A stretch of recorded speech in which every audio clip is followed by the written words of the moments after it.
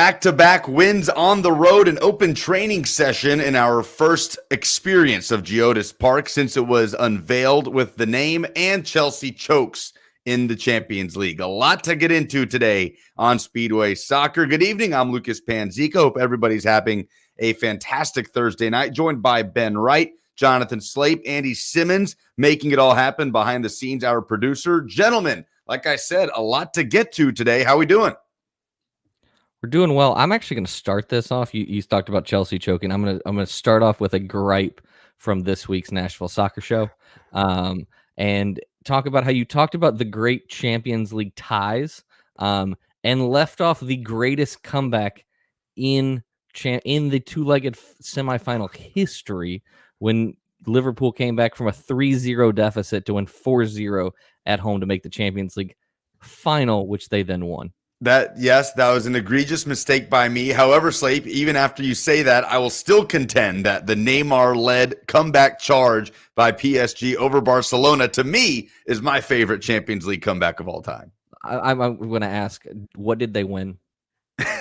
Absolutely nothing. They won my heart, Slape. They won my heart. I don't care about the Champions. The Champions League is a stupid competition, and I don't care anymore. Yes, Ben. Okay, Ben. Right. Let's talk about some real competition. Let's talk about real world soccer in America. Major League Soccer, as Nashville SC goes to Sporting Kansas City and wins, takes all 3 points after going down 1-0, coming back to win 2-1.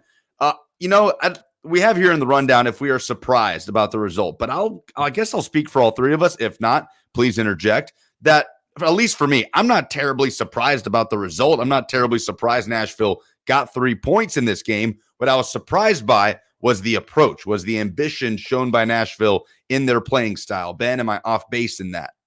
No, not at all. I mean, I was really, it feels like, just off the top of my head, like one of their more attacking performances on the road that I can remember. I mean, obviously they had the 2-1 loss against Salt Lake a couple weeks ago, but even that felt different. Just they were down within the first 2 or 3 minutes, and obviously we know how much chasing a lead kind of impacts the way that you play, and it kind of forces you to open up more. This really felt like Nashville were happy to keep things open just from the outset.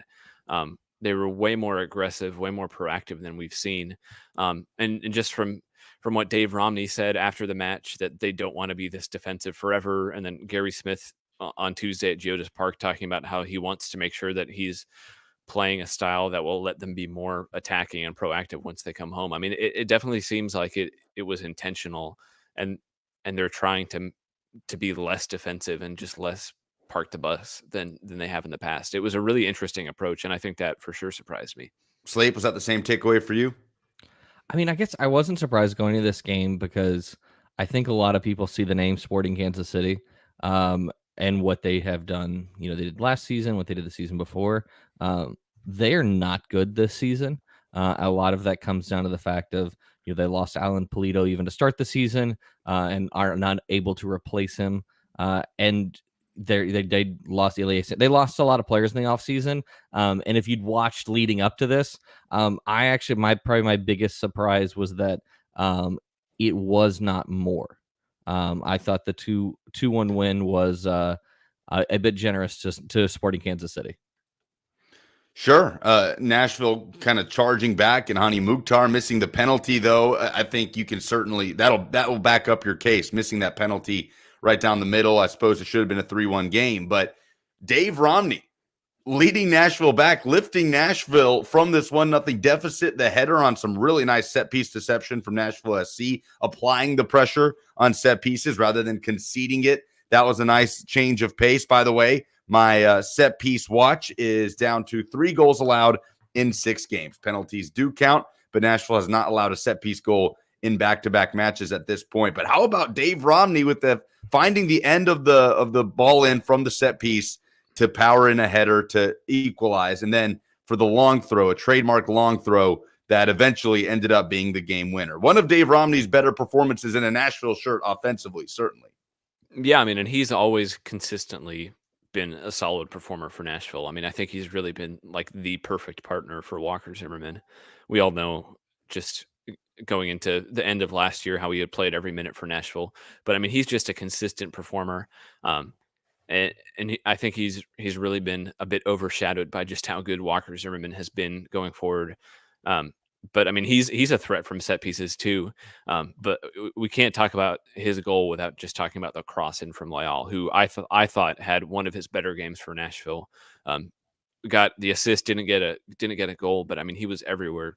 He was doing everything for Nashville in the final third, covered a ton of ground defensively, and I think really over these first 6 games, I think he has a real argument to have been Nashville's best player to start the season. Yeah, I mean, I think Randall has done a good job this season where Hani has started a little bit slow, much like he did last season. Randall has really hit the ground running, and I think he's probably benefited by the fact of like he didn't get called in for Costa Rica, which I thought was a massive snub on the Costa Rican coach's part. But I think he's definitely benefited from the fact of not having played that 3 game window and that not just physical energy, but that emotional energy that really goes into playing for this. Playing for your national team and wrapping up World Cup qualifying has allowed him really to hit the ground, stay at a high level to start the season. But yeah, I mean, one of his better games, but his that's not to diminish any of the other games he's played so far this season. Yeah, let's talk about Randall Leal, who makes the MLS Team of the Week right alongside Dave Romney, probably Nashville's 2 biggest performers on that night in Kansas City. Does it feel like Randall Leal is kind of settling into a comfortable role with this team within the flow of its attacking play when they do have that attacking mindset that they showed in Kansas City? Did Randall Leal seem more comfortable to you guys in this game as opposed to maybe some of the other 5 matchups on this road trip to start the season? I mean, I think he's been pretty comfortable in all of them. I think he's been consistently one of Nashville's more reliable players. He's had a couple assists even before this one in Kansas City. Um, I think the key for him is finding like a consistent spot for him because I think he's flexible enough that he kind of gets moved around a bit. You saw him last year playing underneath Mukhtar and Sapong. Now he's kind of playing a little bit more advanced. Um, there's been talk of Gary Smith has even mentioned dropping him back in midfield if he wants a more like creative look from his center midfielders. I wouldn't be surprised if we maybe see that a bit at home if they ever want to switch to some kind of 4-3-3. It feels like a easy way to get Loba on the field. I think the key for him is just putting him in a spot that he can keep this consistent level up because I mean he's still a young player. I think he's been one of Nashville's better players, not just this season, but throughout their time in MLS. And really, I mean, I think you could make an argument that he's been one of their better signings so far. Yeah, no, I would agree with everything echoed there, and I think probably the only thing that hasn't helped him is he's probably been of the attacking 3 been the one that's been moved around the most and been asked to do a lot of different things, but we've seen his versatility as a player, and it goes a lot to show like where he's able to plug and play with that. But Slade, when Nashville SC has this attacking approach that they had in Kansas City, that's certainly more conducive to Randall Leal being able to make that type of impact, right? Yeah, no, I would agree. Like playing on the front foot with what they were doing with that 4-3-3 did open it up and getting him a little bit out of. I think he excels when he gets out a little bit wide, not like chalk on the boots type winger, but I think getting him wide, cutting in, whether he's whipping in across or cutting in and taking a shot, I feel is where he excels. So Dave Romney speaking to the media, talking about this mentality that Nashville SC is a defensive team, that they sit back, they absorb pressure, they pick their spots, kind of refuting that a little bit, saying that's not going to be our identity. Yes, that may be the case. I'm paraphrasing, of course, in some of these road games to start the season, but in the long term, we're going to have an attacking mentality. Well, if Kansas City is any indication, that's also the case in the short term as well. I mean, do you guys kind of subscribe to this theory that I've laid out on the Nashville Soccer Show this week, that you're 10 points in, right, or I should say 6 games in, 10 points kind of checked off. So you're ahead of schedule as far as what the goals were for this 8-game road trip. So it's rather than sitting back and trying to scrap out a couple of points, going home, being happy with 12, it's like we've got 10 points with 2 games left in this road trip. Why not throw everything forward? Do you feel like, Ben, that might have been the case in Kansas City and will be moving forward in California and potentially with this 3-4-3 shape that we saw?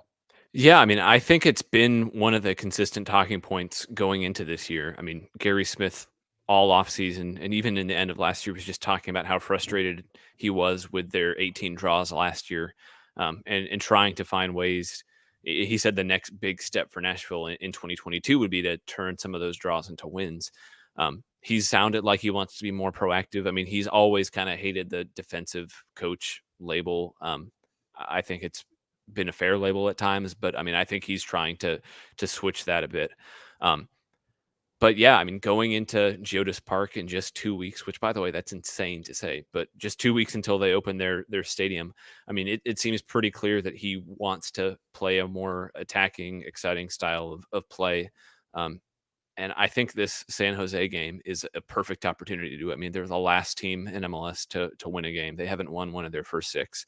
Um, they have all kinds of issues off the field with Matias Almeida. They're defensively just in shambles. They're still trying this man marking system, even though they don't have the players or the structure to really try it. And I think it could be a really good opportunity for Nashville to kind of build on this more attacking identity that they're trying to create. On Tuesday, at their open practice, Gary Smith talked a little bit about that in a video here that we're going to throw up. You're going to make me dance? But I mean, obviously the points are the most important thing. But how much of a priority was it to get into this stadium kind of in a good run of form to take advantage of the back half of the season? Yeah, I'll answer first, shall I? Sure. I mean, as important as possible to make it. And I know that's not a straightforward answer, but now we're in a decent position. I think it puts everyone in a buoyant mood, in a confident mood. You come into your home stadium with a much better feeling, and not just that. I think the team's been performing well on the road. You know, last year there were some games for sure where, you know, we were criticised in a lot of quarters for not conceding enough goals, which is strange, and part of the game, by the way. But you know, we've shown a very different edge to, I think, our evolution, if you like, and some of the discussion leading into the season with the group was, look, you know, we're going to have this long run of games, but we don't want to come back home and be playing in such a stifling style, if you like, that is difficult to get out of, because you do get into routines and rhythms, and if you look at our performance at the weekend as you know, one example, yes, it was a very open game. On the day, of course, we edged it, but lots and lots of chances. I would imagine if you were a neutral, it was an incredibly exciting game. And of course, they're the type of games that we would love to put on in this stadium. And you've got to be in the right mindset for that. So we're in a good spot. But I don't think anyone's looking at it and saying we've done enough by any stretch, because, you know, every single point you can add to the board in whatever way you can, and every game's different, is going to help in that process towards the post-season. And of course, ultimately, being in a good position to try and strike for silverware.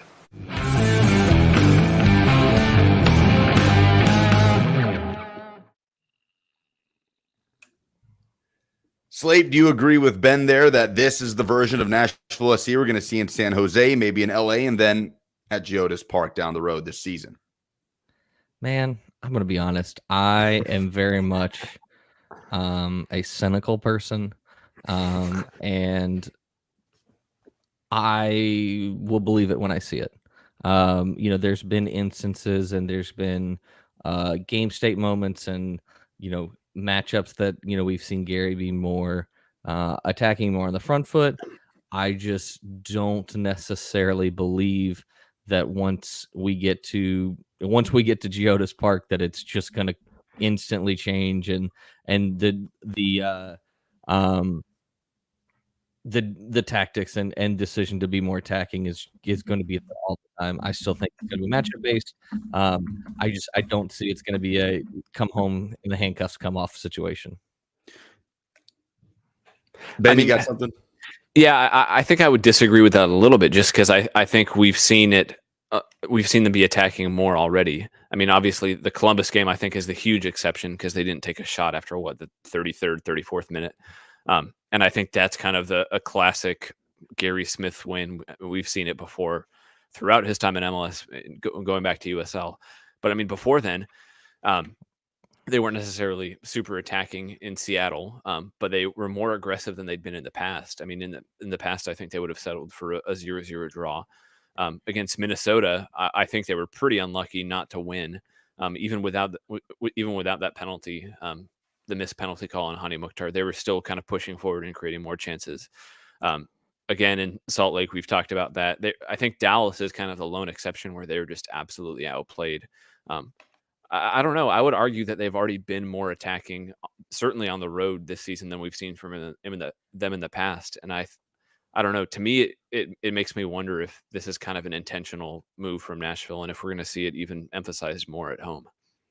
My biggest pushback would be saying they've been more attacking on the road this year than last year. I mean, it's a low bar, right? It's a very low bar, and like we have a large sample size with Gary Smith. What we've seen through now into his 5th season with the club, I just, not to say it's gonna be like dour, maybe even like kind of how it was in year 1, but I don't see there being. I'll be surprised when if I see a huge shift. Okay, so Slape, you say matchup based, right? Well, going to the only team in MLS that has yet to win a game seems like a good matchup to put some numbers forward and get 3 points. No, with San Jose. I mean, let's be very clear. San Jose is bad, and like not even like kind of good. The underlying numbers are even less fun to San Jose than some of the goals allowed. That team is in the midst of is a bit of a dumpster fire. Matias Almeida is currently feuding with the ownership. He was brought in and he says he was made promises as to budget that was going to be provided, players that were going to be brought in, because the team that is on the field with San Jose is not a Matias Almeida team. They made a couple decent acquisitions in the offseason, bringing Montero from Philadelphia, Jacob Glesnes from Minnesota United. But still, we've seen Jackson Ewell at center back for part of the season, which has not been a good experiment, which I think that experiment is over. But definitely it is. Nashville should go into this game against one of the worst defenses in the league and attack. I mean, it's bad enough that Almeida is refusing to show up for press conferences. I don't see him lasting much longer in San Jose unless things turn around quickly. I don't think they will, and I think this game really matches up well for Nashville. I mean, San Jose is. I mean, Almeida has them completely set in this man marking system, and I just look at guys like CJ Sapong and Hani Mukhtar, who are already so good at finding space. And I just think it feels like on paper a really good matchup for Nashville, who can kind of take advantage of that man marking system, who have multiple guys who can play like line breaking passes. I mean, we've already talked about how they've gotten 10 points from this road trip. Even if they finish the road trip on 10 points, I think it's a success. But I think Gary Smith has to be looking at this one and thinking, okay, this is a way that you can push your road trip up to 13 points, which would just blow any expectation we had going into this out of the water. Yeah, I mean, I think Walker Zimmerman would certainly want to take that approach. I got a chance to talk with him a little bit before the open training session at Geodis Park with some of the media availability. He acknowledged the success of grabbing 10 points out of your first 6 road games, and then kind of alluded to the idea that, yeah, we want to get 3 points for the remainder of this road trip, both games on the West Coast. So San Jose, the worst team in the league at the moment, against maybe the hottest team in the league at the moment, followed by, I should say, a game against maybe the hottest team in the league in LA Galaxy after that. So I know we're getting ahead of ourselves a little bit here, but given this conversation, and we all probably agree the Nashville SC should be going for 3 points against San Jose. Let's say Nashville SC gets that done. They get a win at the San Jose Earthquakes. And then you're looking at an opportunity at LA Galaxy on 13 points with one road game left to lock down, try to grab a point and go home on 14 points, which we would have all considered a massive success for this 8-game road trip, or say, what do you have to lose? Go get 3 points against one of the best teams in the league with the top scorer in the league. Which of those two options do you think we would see or should see? I mean, what should we see? I mean, I think what we will see is Nashville go out and will, go at the San Jose team, who is, does not have a stout defense. But I think when they come up against this LAFC team, not LAFC, LA Galaxy team, they are going to be a bit more pragmatic. I know the LA defense is, probably the weakest part of this team historically, but I mean, they've only conceded 6 goals. They've conceded 6, same amount as Nashville. So, I mean, I expect Gary to be a little more pragmatic in a matchup against the Galaxy. Yeah, I agree. I mean, I think just looking at it, San Jose feels like a great opportunity to pick up 3 points, and I think he'd be happy with a point against the Galaxy. I don't think they're significantly better than Nashville, but they're one of the consistent top teams in the West.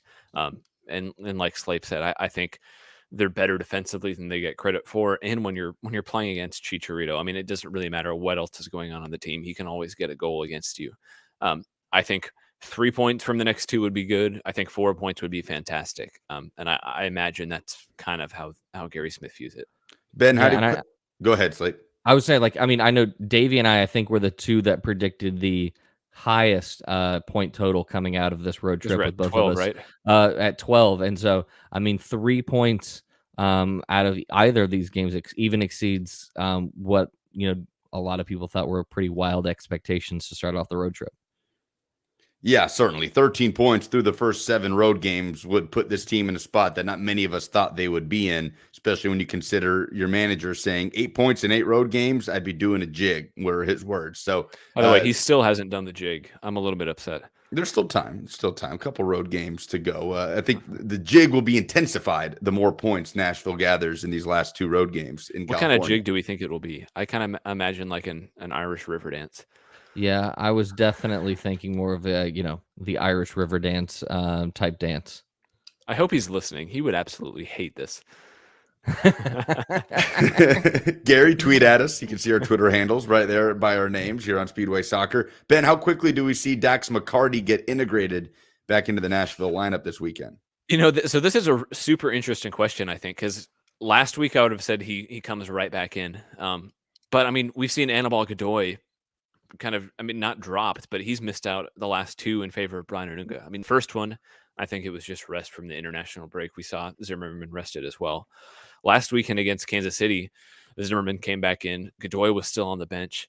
And I know we can't really take too much from it because Gary Smith knew that fans and media and everybody was there. But in the open training they had at Geodis Park, Brian Anunga was training for most of what we saw with the first team next to Sean Davis in midfield. I mean, he was kind of responsible in some ways for Sporting Kansas City's goal. He didn't pick up Walter's run into the box, but I thought otherwise he had a really solid showing. And even before the Kansas City game, Gary was talking about how he's a player who's good enough, who should be pushing for 20, 25 games in a season. I think he's a favorite of Gary Smith. So it's going to be really interesting because you could argue that they have 4 starting quality midfielders. And now with this new formation, I mean, it's really just 2 spots. And I think Sean Davis has one of them absolutely locked down. So it's going to be McCarty, Godoy, and Anunga fighting for the other one. And to be honest, I have no idea which way it's going to go. I mean, I think for a matchup against San Jose, no disrespect to Brian Anunga, but I mean, he is not of the 4, he is definitely the least on the attacking side of the ball.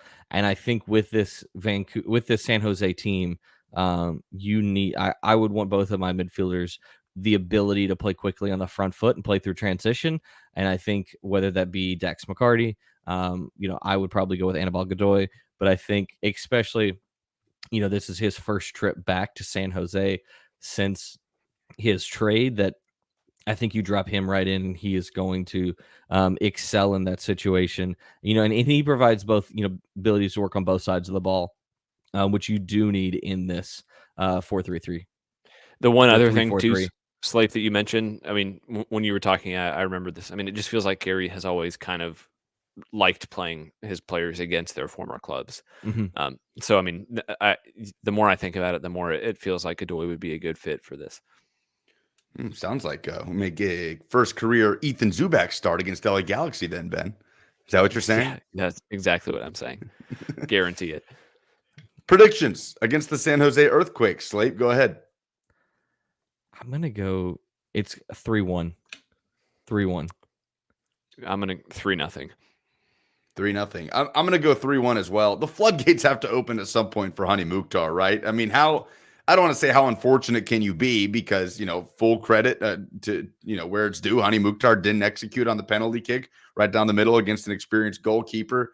But the goals are coming at some point, right? My golden boot prediction isn't looking so hot for Mukhtar this season at the moment. But, I mean, how long until you see Hani Mukhtar's first goal, you guys think? I wouldn't be surprised if it's this weekend. But my question, well, first of all, you said golden boot prediction. I predicted Joseph Martinez, and I worry that he may be done from the not done as a player, but just done as the player that we knew. My question for both you and Ben is, if Nashville gets a penalty, do you give it to Hani Mukhtar? No. And if not, who? Who, Ben? Well, so that's the other problem. I mean, is there right? We have Alex Muil, who's gone 1 for 2, and then no one else has made a penalty kick. I would personally like to see Randall Ayal get a shot just because I think he's in form. We've seen how he can hit a ball.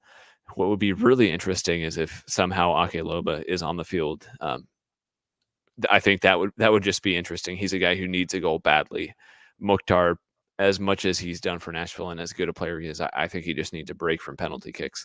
So, yeah, there's not an obvious answer. I don't think it should be Mukhtar at this point. I give it to Anibal Godoy. That man he has the look of a midfielder that just knows how to bang penalties in. Captain for his country. It's just, I think that's who you give it to. But, talking about Ake Loba, I think I still wonder what his not career. I just wonder where we would be talking about Ake Loba if he takes that penalty instead of Alex Moyle. I mean, he was 7 for 7 from penalty kicks before he came to Nashville. Just saying. I give it to the guy that most aggressively grabs the ball and is most demanding to take it. For a team that's in such a slump when it comes to penalty kicks, I don't know who is going to break that trend, but I don't know. I just feel whoever comes and picks up the ball with the most conviction, that's who I want taking the spot kick. Because we're all kind of just throwing names, right? Well, I want to see Anibal Godoy do it. I want to see Ake Loba do it. No, just give it to the guy who walks over there, picks up the ball, and says, I'm going to take this penalty kick. What were the numbers that you had, Ben, on Nashville's PKs recently? I don't want to put you on the spot, but I think you had something up the other day that was almost shocking to see. I'm trying to remember. They've scored, I think, 3 total out of, I think, 10. 4 of those obviously came in penalty shootouts, but 3 for 6 from open play is not great. Or not open play, but in actual game situations. I get the feeling Hani Mukhtar is going to continue to get those opportunities at taking the spot kicks. He's typically probably going to be the one to win them in most cases, and he's Nashville's best technical player, and it's not necessarily close. But he's 1 for 4. No, I know. I mean, nobody, but I guess you're right. If it's broke, fix it. 1 for 4. I mean, in his career, that's in his MLS career with Nashville. With Nashville, he is 1 for 4. And the one make would have been against, I guess, Atlanta in 2020. Yeah, and he had one other. I think it was against Chicago where he missed and then finished immediately. But still dicey at best. It's certainly a problem for Nashville SC. But okay, we've got 3 points. Speaking of which, Chris Ivey has a piece coming out tomorrow specifically about Nashville SC and penalty kicks, which is going to be very much worth a read. Okay, keep an eye out for that on BroadwaySportsMedia.com. 3 points all around are the predictions. Producer Andy has predicted a Hani hat trick this weekend. He says you've heard it here first as we wrap up our discussion on the West Coast trip, starting with San Jose on Saturday. Guys, We got the chance to be at Geodis Park this week. Slape, I don't know that you got the opportunity to get out there for the open training session. I know that Ben and Davey and I were there as media members, did the tour, chatted with Walker Zimmerman and Anibal Godoy beforehand, and then took in some lively action on the field for the first time at Geodis Park. But outside looking in, Slape, assuming you were not there, what have your impressions been of Geodis Park as you just kind of see all of us and other media members sort of taking it in? Yeah, unfortunately, my current work situation has kept me pretty wrapped up. So I was not able to make it, and have not been able to make any of the other media events either that they've hosted. But I mean, I've been around the stadium. I've driven past it. It is it is an imposing figure, and it is, when you drive by it, it is bigger than you think. But I do kind of love the it being nestled in the midst of a neighborhood. So I'm very excited to get into that stadium here soon. Yeah, I mean, that was really cool to me, seeing how intentionally it was designed to kind of fit with the neighborhoods. Lucas, I think you were probably on the radio show when they had the actual tour. But it was Yeah. really cool going through, especially when they went through the concourse. Some of the architects from Populous were there talking just about how they intentionally designed the concourse space with like all the exposed steel to kind of be reminiscent of some of the industrial buildings. But then all the concession stands were built with like kind of black painted brick to kind of look like some of the single family homes around the neighborhood. It's just a really cool look. I mean, I think I remember the quote from Ian Ayre a while back about how he didn't want to build something that looked like a spaceship in the middle of the fairgrounds. And I think it really has worked how they've tried to design it. It doesn't stand out too much. It doesn't look out of place. And I think a lot of the elements inside the stadium, to me at least, I think they're really cool, and they just kind of fit with the overall vibe. And it's also just crazy. I mean, Slape, you were there at those Metro Council meetings where we all kind of first started this whole podcast. It's just wild thinking back to that being just over 5 years ago. To go from that to now having a massive stadium about to open, it's just kind of crazy how quickly it's all come together. Yeah, no, I mean, I was actually talking with Jennifer today, just like how crazy it is. Like, I've been in the city for, at this point, it's 17 years this year, and like, then there was never a thought of like there ever being a chance of Nashville having an MLS team. Like, that was just such a far flung idea. And then now we're sitting here just a little over 2 weeks from opening the largest soccer specific stadium in the United States, with a pretty successful MLS team, and it's just surreal. Yeah, especially sitting on those damn hard benches in the Metro Council chambers, to all hours of the night. It felt like it's just surreal, and I cannot wait to get into that stadium. It's a long way from the amateur team at the Vanderbilt Lacrosse Stadium. Yes, a very, very long way. I mean, I said it earlier this week. I said this when I saw all the photos, because I was not able to be at the media event where they unveiled the actual name for Geodis Park. Before Tuesday, the last time I was in Geodis Park was when it was still pretty bare bones, touring it in summer of 2021. Like I said earlier this week, it doesn't seem real. Like it seems like a painting or something, or like a background on FIFA made by some graphic designers or something, even in person almost. It's just the way that it's picturesque and its sort of vibrant nature with the seats. They really did knock it out of the park with the design of the stadium, with the execution of getting it done ahead of schedule and being able to host on May 1st. And yeah, really excited to see what that looks like. The only thing that's really going to supersede the surreal nature of being in that building and looking around, of course, is going to be in that building with 30,000 fans in America's largest soccer specific stadium. But Ben, you had to bring up the concessions, a sucker for controversy. Ben, did I bring it up? You brought up the painted black concession stands that match the family homes in the area. That was a very tangential way of bringing it up. No, and I know what you're doing. It's created a bit of a stir in social media today. Look, I went to the John Mayer concert at Bridgestone Arena the other day. I think I paid like $12 for a beer. So with how cheap the season tickets have been, how affordable a lot of the prices have been for fans in the city, I'm not terribly beat up about concession prices. Yes, it's insane to pay $13 for chicken tenders. I fully acknowledge that, but this is something I'm pretty used to, I feel like, right? Like, I don't know. I feel like every professional sporting event I've been to, other than Atlanta and what they've done down there in Mercedes-Benz Stadium, which hat tip to them. But other than that, everywhere I've pretty much been has never really looked at concession stand prices and thought, man, that's a good deal. Yeah, I will try to avoid or spare everyone of my soapbox. You know, This is why you're here, first starting Slade. about what? This is That's why you're I'm here. Just do it. You know, you kind of touched on that, the fan friendly pricing, and you know, I've been to Mercedes-Benz. Your prices are great down there. But you know, our season tickets are a hell of a lot cheaper. And there's actually been I'm a sucker for data and information. As much as I love to give Ben a hard time about XG, I'm a sucker for all of that stuff. But like, it's not really a surprise for me that this is kind of the model they've gone with concessions. Yes, it's expensive.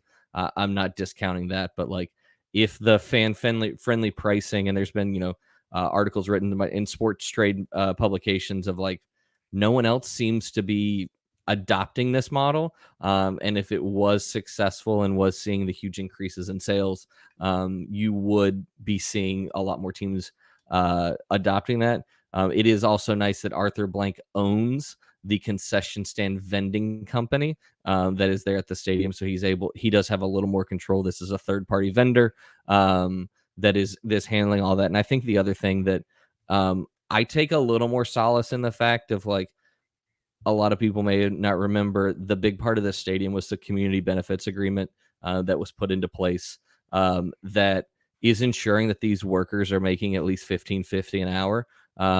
And you know, if I have to pay a dollar or two extra for a beer to ensure that someone is making, I wouldn't say a living wage, because even at $15 an hour, that isn't in today's current environment, but is making closer to a living wage. That's just something that I'm willing to live with.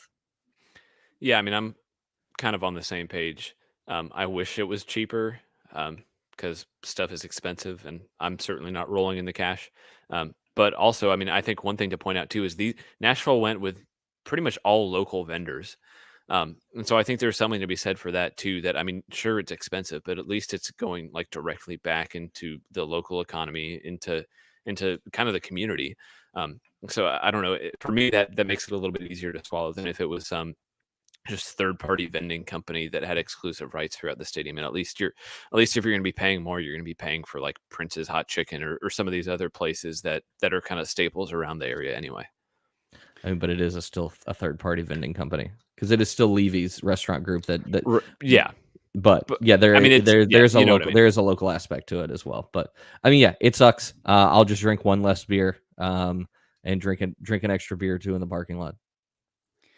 Fun Tuesday at Geodis Park. Can't wait to get in there May 1st. By the way, Will Bowling and I will be broadcasting live, doing a pregame show from 1 to 3 at Geodis Park on May 1st, leading up to that 3:30 kickoff against Philadelphia Union. So look out for that. We'll have some great guests from the club as we preview that matchup, and really the next big moment in Nashville sports, right? Like when I think back to just the sort of marquee moments in this city's sports history, this is going to be on the list. The opening of the largest soccer-specific stadium in the U.S. in front of a sold-out crowd, and I'm very much looking forward to it. Guys, any final takeaways on what we've learned about Nashville SC's new venue, maybe what we saw at the open training session, anything at all before we move on and wrap up the show with some Champions League talk?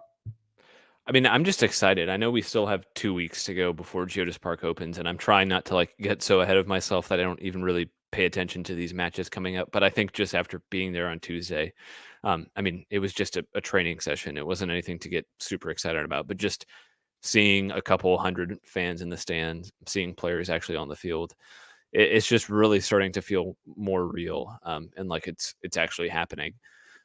So yeah, I'm just excited. I think we all still remember that February 29th MLS opener for Nashville in a game that they lost, and I don't think they were really a good team at that point. I think it took them a couple months to turn into a decent team, and I think now you're going to be opening the biggest soccer specific stadium in the U.S. and Canada, with a team that we all think could potentially challenge for MLS Cup, potentially even Supporter Shield. So I think just as special as their MLS opener was, I think this has every opportunity to be as special or potentially even more so. I can't wait. Yeah, and I'll build off that by saying the opener against Atlanta United, and certainly hindsight is 2020. That had more potential to be kind of a one-off deal as opposed to what you're going to have at Geodis Park, right? To pack in 60,000 fans, there's no question Atlanta is always going to have a good traveling fan base. The pandemic sort of came in like a wrecking ball and totally broke down any way that we could ever find out if this would be the case or not. But you could probably see that attendance dropping off for Nashville SC in Nissan Stadium. They weren't going to put 60,000 people in there game in and game out in year one, most likely. But here you've got an opener where there's going to be 30,000 fans in there, and there's probably going to be 30,000 or close to 30,000 fans at every single game at Geodis Park, where it's a sustained environment that really is going to shoot Nashville up the map of MLS atmospheres, as opposed to a one-off great night at Nissan Stadium, absolutely phenomenal night at Nissan Stadium that we'll always remember. But I do think this will be a little bit more special in that we know it's going to be consistent.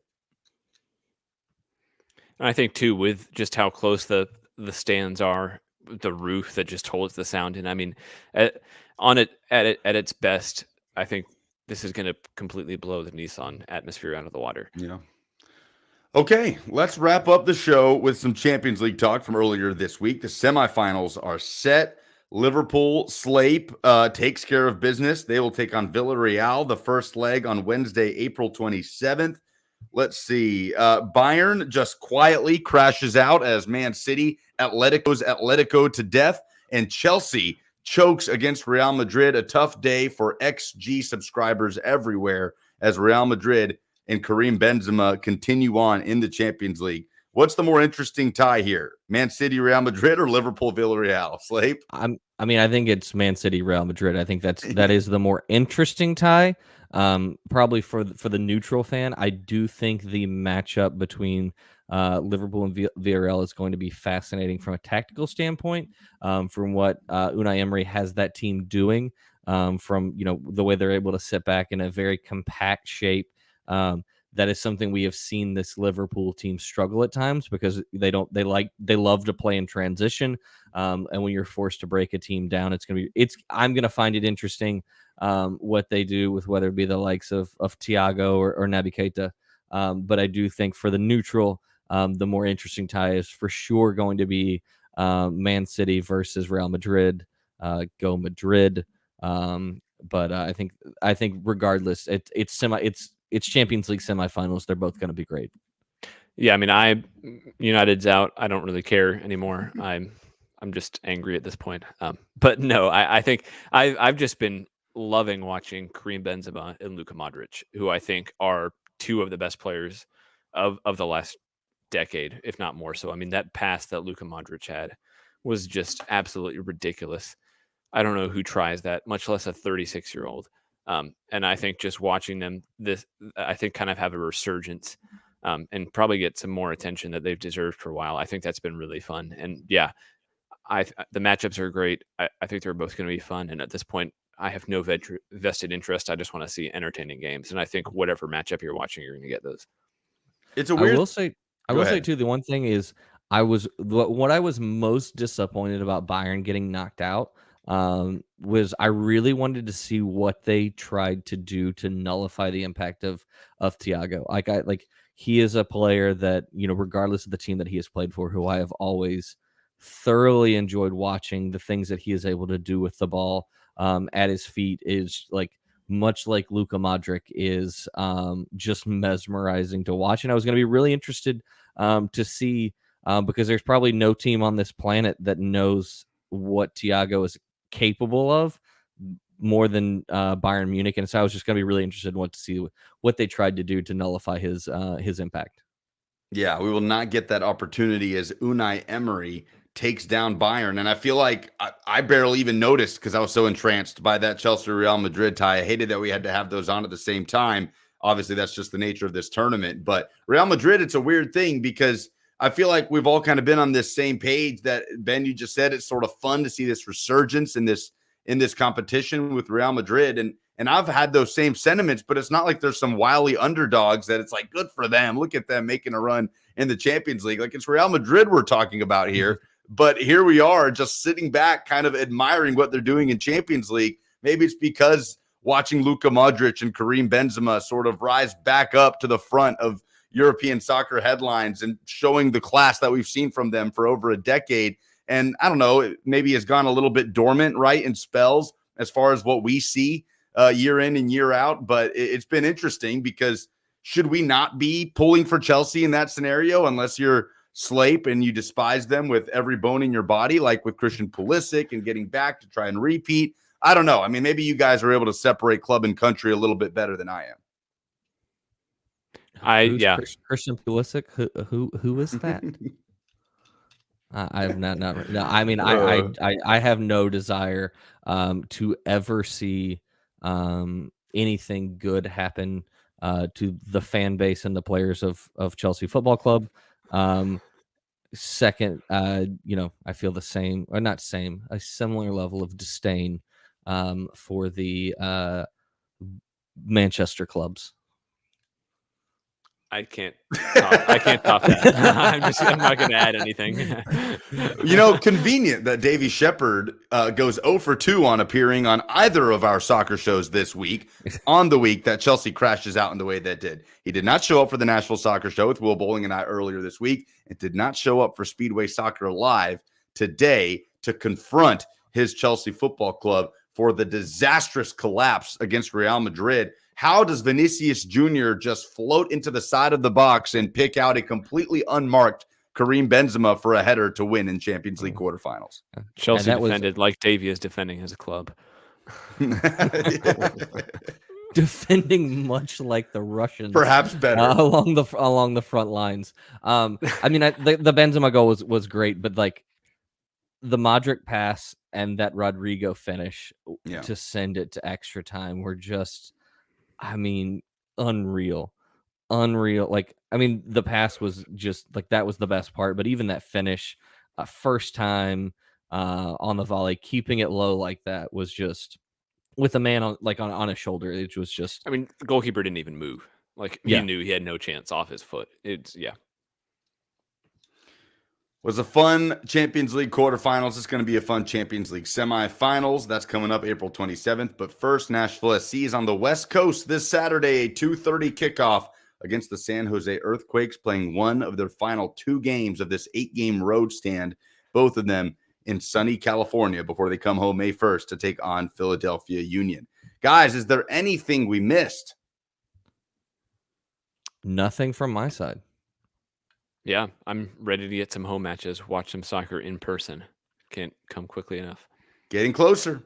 2 weeks away. For Jonathan Slate, for Ben Wright, for producer Andy Simmons, I'm Lucas Panzica. This has been Speedway Soccer Live. We'll talk to you after Nashville takes on San Jose this weekend.